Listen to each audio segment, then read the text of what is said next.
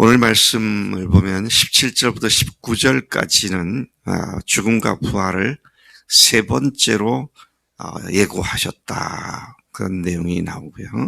20절부터 28절까지는 제자들 중에 한 어머니가 자기 아들들을 주님의 나라에 좋은 자리에 앉혀달라는 청탁을 하는 것에 대한 주님의 반응에 관한 것이 기록되어 있고요.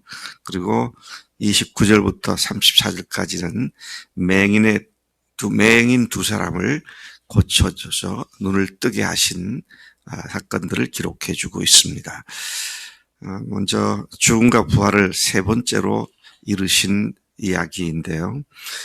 사실은 제가 예수님이 당신의 죽으심과 부활을 예고한 것은 마태복음에서만 6번째인 것을 확인합니다. 3번에 걸쳐서는 암시적으로 말씀하셨고요. 또 다른 3번은 지금 여기서 말한 것처럼 아주 구체적인 누구에게 어디서 어떤 죽임을 당하고 어떻게 부활할 거다 명시적으로 말씀하신 것이 3번째이죠. 자, 예수님께서 이제 마지막으로 예루살렘으로 올라가십니다.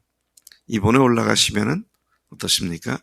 죽임을 당하시고 그리고 부활하시게 될 세상에 오신 목적을 이루는 그 시점을 향해서 빠른 시계 바늘이 돌아가고 있는 시간이었습니다.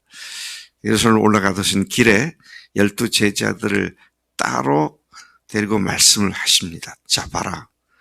우리가 예루살렘 올라가는데 인자가 대제사장들과 서기관들에게 이첩되고 그들이 죽이기로 결의하고 이방인들인 로마 군인들에게 넘겨주어 그를 인자를 조롱하며 채찍질하며 십자가에 못 박게 할 것이지만 제3일에 살아날 거다. 여기서는 구체적인 명시를 하셨죠.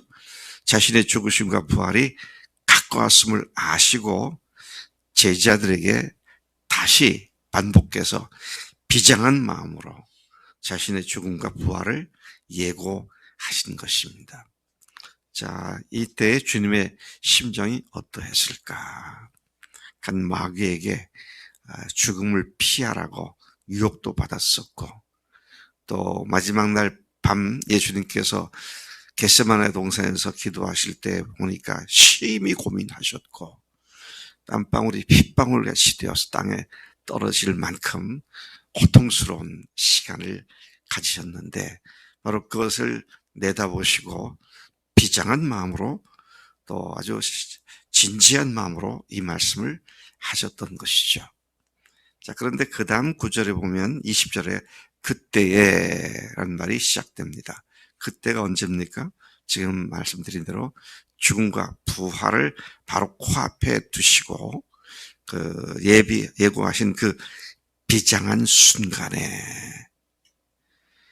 엉뚱하게도 제자들의 어머니였던 야고보와 요한의 어머니였던 한 여인이 예수님께 와서 자기 두 아들들을 당신의 나라가 임해서 당신이 왕 위에 앉으실 때에 하나는 왼편에 하나는 오른편에 각각 앉으라고 명령해 주세요.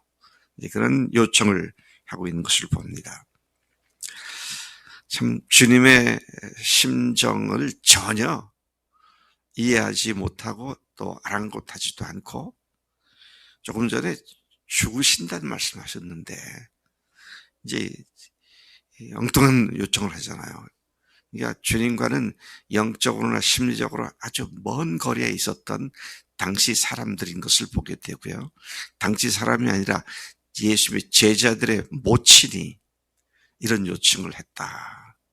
뒤에 가서 보면 그런 모습을 본 다른 제자들이 씩씩거리면서 시비를 걸면서 자기들끼리 분을 내고 화를 내고 하는 그런 모습을 보면 3년간 쫓아다녔던 제자들도 전혀 예수님의 그 고통스러운 그리고 비장한 마음과 또 결단을 헤아리지 못하고 있었던, 아주 심리적으로 멀리 떨어져 있었던 제자들인 것을 보게 되는 것입니다. 자, 그래서 예수님께서 여인이 요청을 했지만 제자들에게 향해서 말씀하십니다. 너희가 무엇을 구하는지 모르고 있다. 네가 지금 뭘 말하는지도 모르고 있다. 참 기가 막힌 그들의 상황을 이렇게 표현하신 것이죠. 그러면서 내가 마실 잔을 너희가 마실 수 있느냐? 그렇게 물었을 때 그들이 할 수 있다고 답을 했습니다. 여기에서 주님께서 마시는 잔이 뭡니까?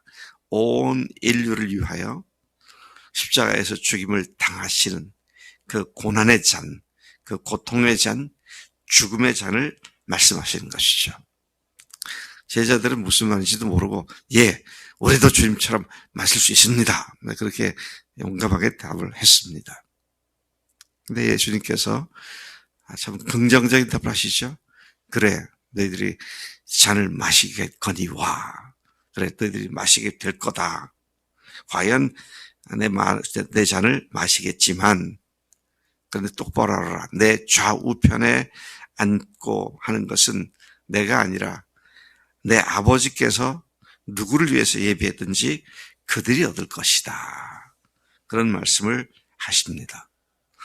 이 말씀대로 훗날 제자들은 예수님처럼 영혼을 구하고 교회를 세우는 위해 일생 동안 그 고난의 잔을 마셨고 마지막에는 순교의 잔을 마시기까지 했던 것을 우리가 잘 알고 있습니다. 이러한 두 제자의 모친의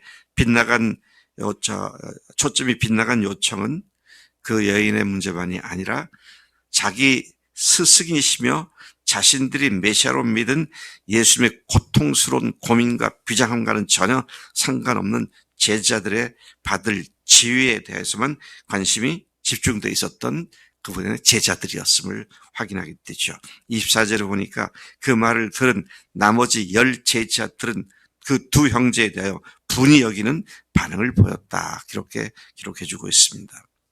그들도 동일한 상태에 있었던 것을 잘 드러내주고 있는 말씀이죠. 25절에 예수께서는 제자들에게 이방인의 권세, 집권자들과 높은 지위에 있는 사람들이 사람들을 자기 마음대로 좌지우지하며 권세를 부리는 사실을 상기시키면서 말씀하십니다.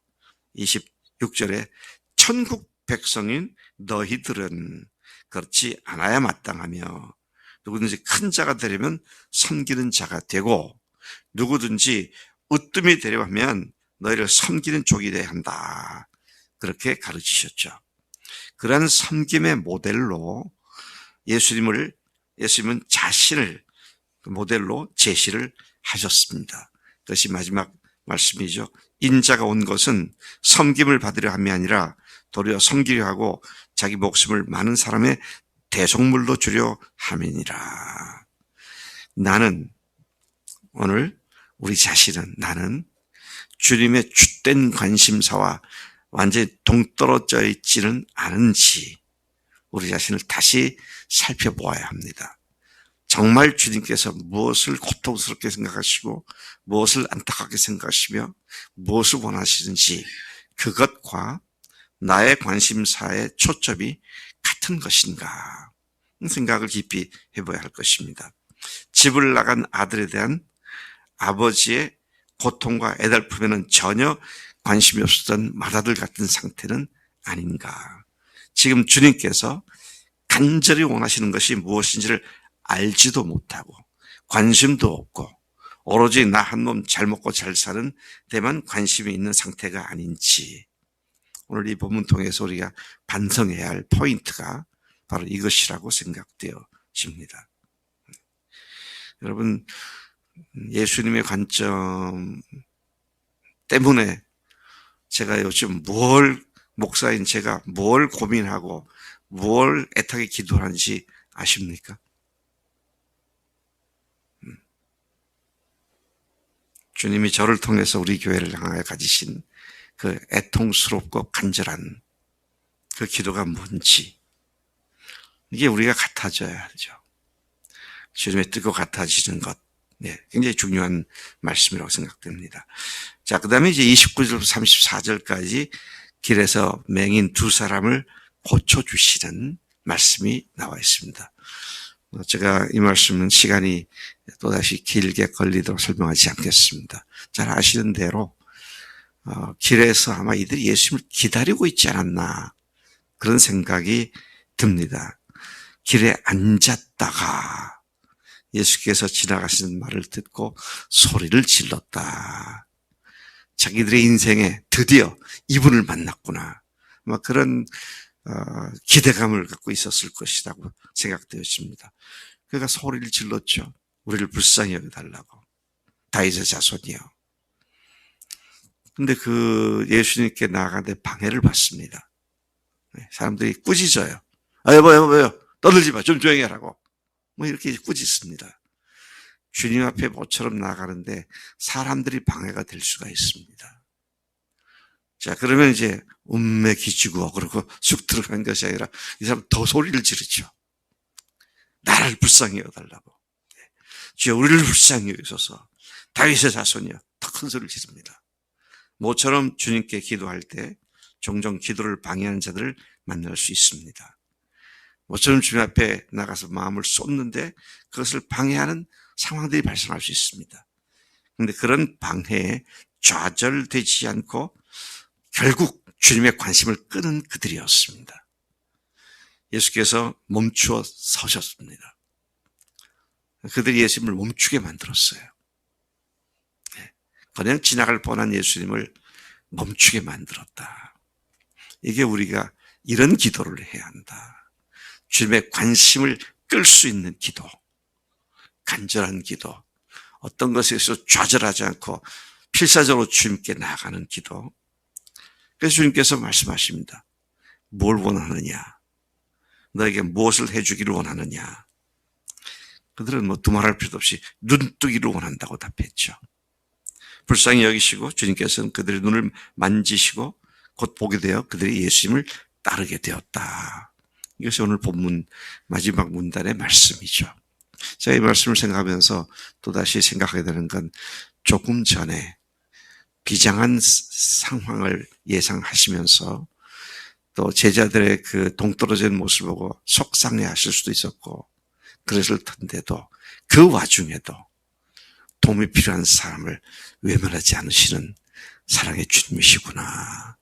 그래서 우리가 믿고 따르는 주님이 어떤 사랑의 분이신지, 그분에 대한 나의 믿음의 태도는 무엇인지, 우리가 뭔가를 기도할 때 여러 상황이 점점 악화되고 안 될 것 같은 상황에 결국 주님의 관심을 끌고 주님을 멈춰 서게 만들고 주님께로부터 뭘 원하느냐는 말씀을 듣게 하고 그리고 주님의 안수함을 받고 나음을 받고 그 문제를 해결하는 이 믿음은 예수님이 아무리 바쁘셔도 반드시 응답하시는 주님이심을 다시 한번 우리가 믿고 달려가야 할 줄로 믿습니다. 하나님 아버지 감사합니다. 이 아침에 마태복음 20장 말씀을 통해서 저희들의 주된 관심과 주님의 주된 관심의 차이가 무엇인지, 그것이 얼마나 주님 앞에 슬픈 일이고